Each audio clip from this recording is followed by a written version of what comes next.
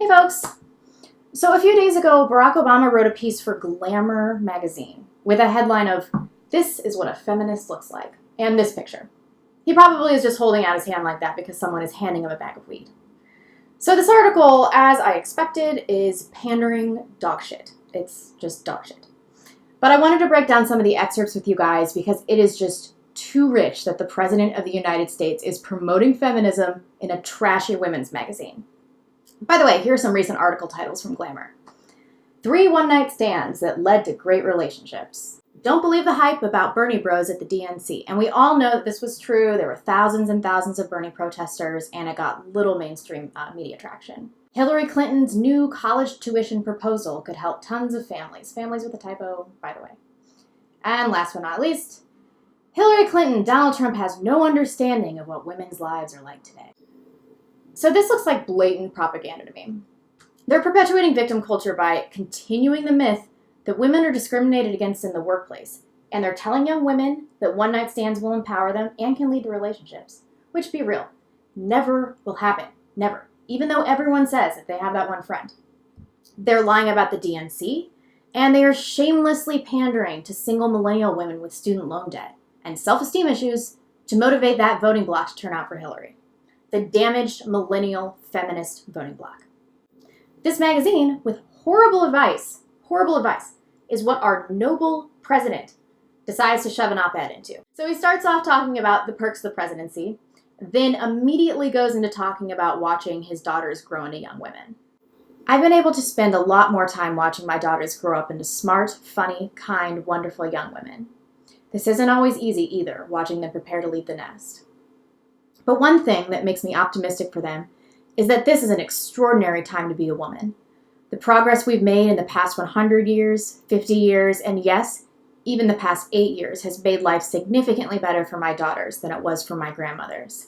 And I say that not just as president, but also as a feminist. Pray tell, what actual legislated rights did I not have 8 years ago that I do have now? Also, please, send me back to the 50s when housewives were venerated and men were masculine and society had more rigid social standards. It made America a more worthwhile place to live in. It did. I would argue that today's women are vastly worse off than mid-century women. And there's a link below, but we all know that modern women are measurably unhappier than they used to be. In my lifetime, we've gone from a job market that basically confined women to a handful of often poorly paid positions to a moment when women not only make up roughly half the workforce, but are leading in every sector, from sports to space, from Hollywood to the Supreme Court. I've witnessed how women have won the freedom to make your own choices about how you live your lives, about your bodies, your educations, your careers, your finances.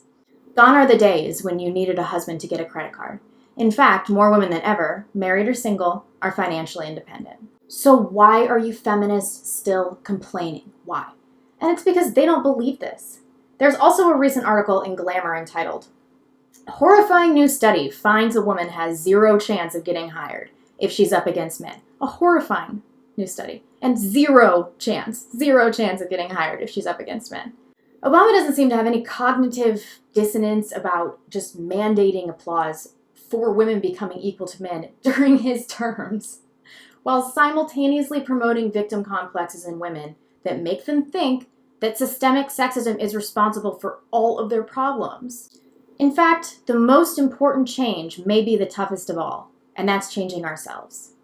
This is something I spoke about at length in June at the first ever White House Summit on the United State of Women. As far as we come, all too often, we are still boxed in by stereotypes about how men and women should behave. Blah, blah, blah, and then there's a quote from the first African American to run for a major party's presidential nomination. She once said, "The emotional, sexual, and psychological stereotyping of females begins when the doctor says, 'It's a girl.'"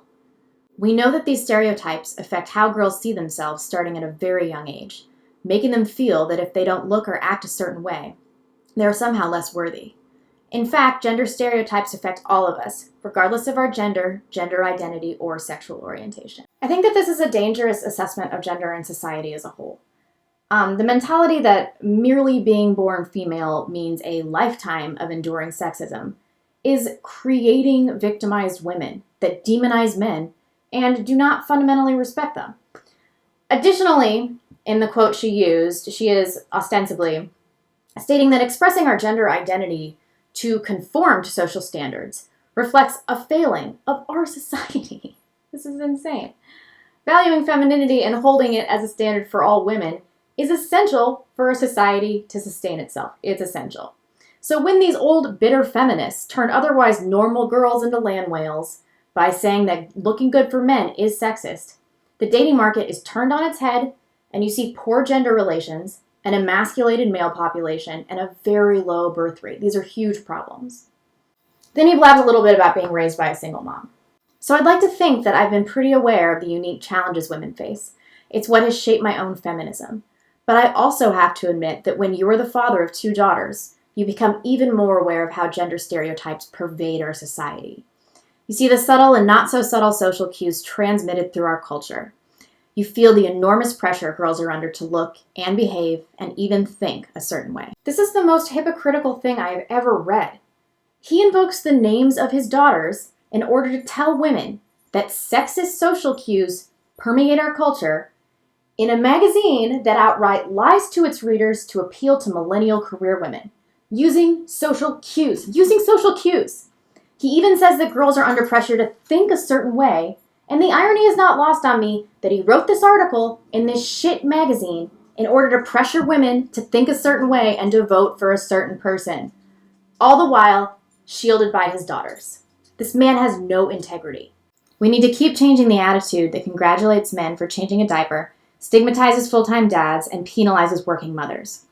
We need to keep changing the attitude that values being confident, competitive, and ambitious in the workplace, unless you're a woman. Then you're being too bossy, and suddenly the very qualities you thought were necessary for success end up holding you back. The nuclear family is the bedrock of our society. It is what is best for kids. We know that having a single mother predisposes a child to crime and decreases the likelihood that they will have a lasting marriage themselves, among a litany of other later in life problems that they may have. We also know that children that have a parent stay at home full time, on the whole, become more well-adjusted adults. So I think one parent needs to be home all the time. I know it's only anecdotal evidence, but I've seen and heard many stories of couples that switch this dynamic. The man stays home, the woman goes to work. Then the woman loses sexual attraction to the man, and then a divorce follows. I've seen this several times. So I think it may work for some people, but I don't think it's really a natural relationship dynamic. It is absolutely men's responsibility to fight sexism too. And as spouses and partners and boyfriends, we need to work hard and be deliberate about creating truly equal relationships. The good news is that everywhere I go across the country and around the world, I see people pushing back against the dated assumptions about gender roles. Gender roles are not dated assumptions. They are rooted in biology and are actually age-old methods of keeping relationships between men and women harmonious. So because we've rejected just centuries of wisdom, millennials are a deeply unhappy generation. Not only are we buried in debt, we are flippant and we are listless and we're kind of drifting, purposeless through life because feminism has broken down gender relations and people aren't getting married. So these outmoded, rigid notions of personal identity were serving an extremely valuable purpose.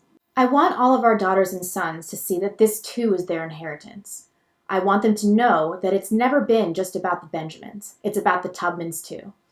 And I want them to help do their part to ensure that America is a place where every single child can make of her life what she will. That's what 21st century feminism is about.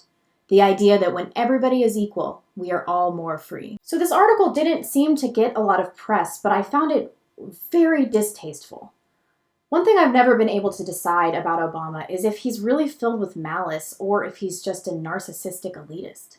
So at worst, he used his daughters to try to influence other stupid young women to vote for a candidate that indefensibly compromised our national security and helped her known rapist husband ruin the lives of undeserving women.